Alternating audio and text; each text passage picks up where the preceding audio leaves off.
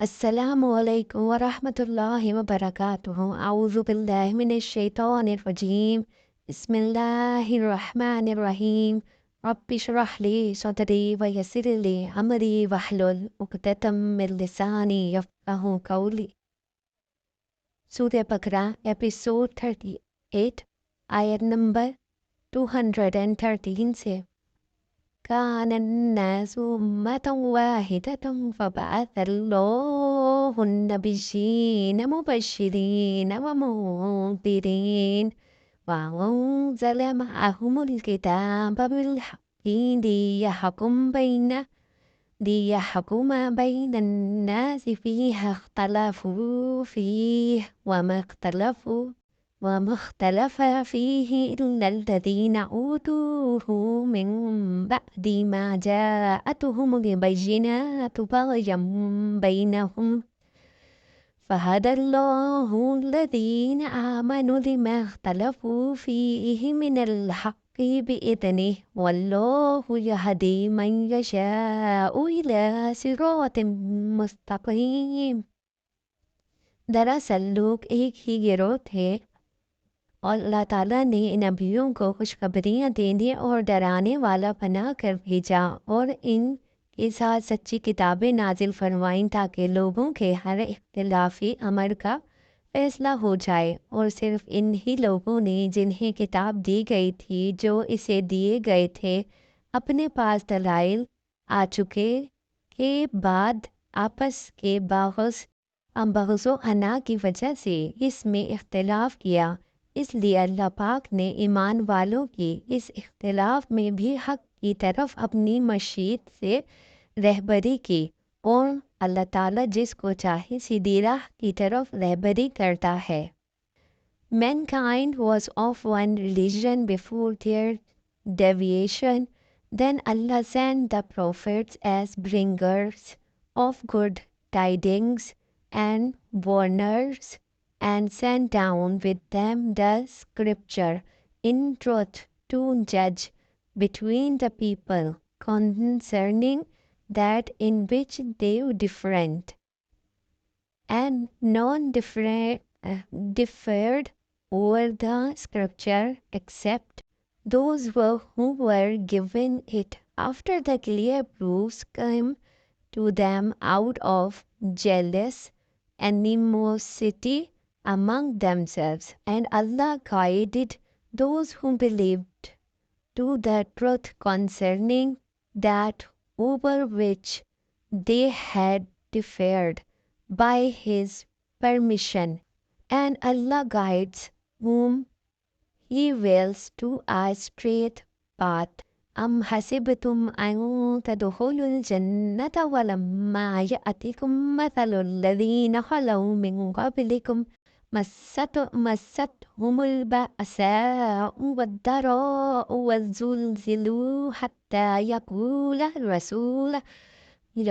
الرسول والذين آمنوا معه متى نصر الله ألا إن نصر الله قريب۔ کیا تم یہ گمان کیے بیٹھے ہو کہ جنت میں چلے جاؤ گے، حالانکہ اب تک تم پر وہ حالات نہیں آئے جو تم سے اگلے لوگوں پر آئے تھے۔ انہیں بیماریاں اور مصیبتیں پہنچی اور وہ یہاں تک جھنجھوڑے گئے کہ رسول اور اس کے ساتھ کے ایمان والے کہنے لگے کہ اللہ کی مدد کب آئے گی، اللہ کی مدد کب آئے گی۔ سن رکھو کہ اللہ کی مدد قریب ہی ہے۔ Or do you think that you will enter paradise while such trial has not yet come to you, as came to those who passed on before you? They were touched by poverty and hardship, and were shaken until even their messengers and those who believed with him said, "When is the help of Allah?" Unquestionably, the help of Allah is near. يسألونك ماذا ينفقون قل ما أنفقتم من خير فللوالدين والأقربين واليتامى والمساكين وابن السبيل وما تفعلوا من خیر فإن اللہ به علیم۔ آپ سے پوچھتے ہیں کہ وہ کیا خرچ کریں، آپ کہہ دیجئے جو مال تم خرچ کرو وہ ماں باپ کے لیے ہے اور رشتہ داروں اور یتیموں اور مسکینوں اور مسافروں کے لیے ہے، اور تم جو کچھ بھلائی کرو گے اللہ تعالیٰ کو اس کا علم ہے۔ They ask you, O Muhammad, what they should spend. Say, whatever you spend of good is to be for parents and relatives and orphans and the needy and the traveler.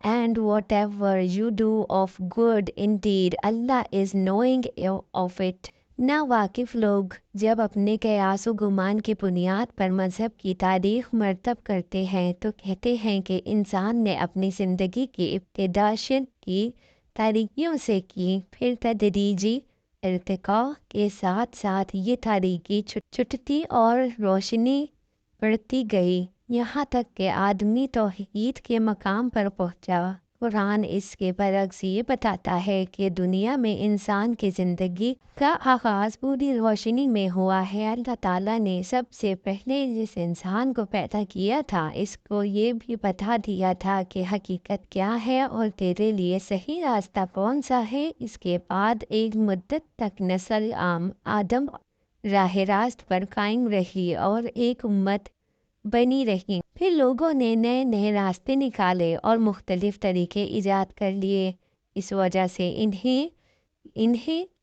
ان کو حقیقت نہیں بتائی گئی تھی، بلکہ اس وجہ سے کہ حق کو جاننے میں مدت تک نسل آدم راہ راست پر قائم رہی اور ایک امت بنی رہی، پھر لوگوں نے نئے نئے راستے نکالے اور مختلف طریقے ایجاد کر لیے۔ اس وجہ سے ان کو حقیقت نہیں بتائی گئی تھی، بلکہ اس وجہ سے کہ حق کو جاننے کے باوجود بعض لوگ اپنے جائز حق سے بڑھ کر امتیازات، فوائد اور منافع حاصل کرنا چاہتے تھے اور آپس میں ایک دوسرے پر ظلم، سرکشی اور زیادتی کرنے کے خواہش مند تھے۔ اسی خرابی کو دور کرنے کے لیے اللہ تعالیٰ نے انبیاء کرام کو مبعوث کرنا شروع کیا۔ یہ انبیاء علیہ السلام اس لیے نہیں بھیجے گئے تھے کہ ہر ایک اپنے نام سے ایک نئے مذہب کی بنا ڈالے اور اپنی ایک نئی امت بنا لے، بلکہ ان کے بھیجے جانے کی غرض یہ تھی کہ لوگوں کے سامنے اس کھوئی ہوئی راہ حق کو واضح کر کے انہیں پھر سے ایک امت بنا دیں۔ اوپر کی آیت اور اس آیت کے درمیان ایک پوری داستان ہے جسے ذکر کیے بغیر چھوڑ دیا گیا ہے، کیونکہ یہ آیت خود اس کی طرف اشارہ کر رہی ہے اور قرآن کی مکی صورتوں میں جو سورہ بقرہ سے پہلے نازل ہوئی تھیں یہ داستان تفصیل کے ساتھ بیان بھی ہو چکی ہے۔ انبیاء جب کبھی دنیا میں آئے انہیں اور ان پر ایمان لانے والے لوگوں کو خدا کے باغی و سرکش بندوں سے سخت مقابلہ پیش آیا اور انہوں نے اپنی جانیں جوکھوں میں ڈال کر باطل طریقوں کے مقابلے میں دین حق کو قائم کرنے کی جدوجہد کی۔ اس دین کا راستہ کبھی پھولوں کی سیج نہیں رہا کہ آمنا کہا اور چین سے لیٹ گئے، اور آمنا کا قدرتی تقاضا ہر زمانے میں یہ رہا ہے کہ آدمی جس دین پر ایمان لایا ہے اسے قائم کرنے کی کوشش کرے اور جو طاغوت اس کے راستے میں مزاحم ہو اس کا زور توڑنے میں اپنے جسم و جان کی ساری قوتیں لگاتے۔ فرماتے ہیں یہ آیت نفلی خیرات کے بارے میں ہے۔ صدی رحمۃ اللہ علیہ کہتے ہیں اسے آیت زکوٰۃ نے منسوخ کر دیا، لیکن یہ قول ذرا غور طلب ہے۔ مطلب آیت کا یہ ہے کہ اے نبی صلی اللہ علیہ وسلم، لوگ تم سے سوال کرتے ہیں کہ وہ کس طرح خرچ کریں، تم انہیں کہہ دو کہ ان لوگوں سے سلوک کریں جن کا بیان ہوا حدیث میں ہے، اپنی ماں سے سلوک کر اور اپنے باپ اور اپنی بہن سے اور اپنے بھائی سے، پھر کوئی قریبی لوگوں سے۔ یہ حدیث بیان فرما کر حضرت میمون بن مہران نے اس آیت کی تلاوت کی اور فرمایا، یہ ہے جن کے ساتھ مالی سلوک کیا جائے اور ان پر مال خرچ کیا جائے، نہ کہ تبلوں، بھاجوں، تصویروں اور دیواروں پر کپڑا چسپاں کرنے میں۔ پھر ارشاد ہوتا ہے، تم جو بھی نیک کام کرو اس کا علم اللہ تعالیٰ کو ہے اور وہ اس پر بہترین بدلہ عطا فرمائے گا، وہ ذرے برابر ظلم نہیں کرتا۔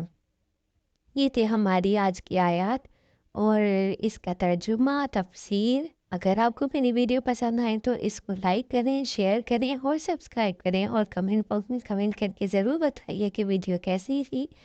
انشاءاللہ نیکسٹ ایپیسوڈ میں ملاقات ہوگی ایک نئے سبق کے ساتھ۔ خدا حافظ۔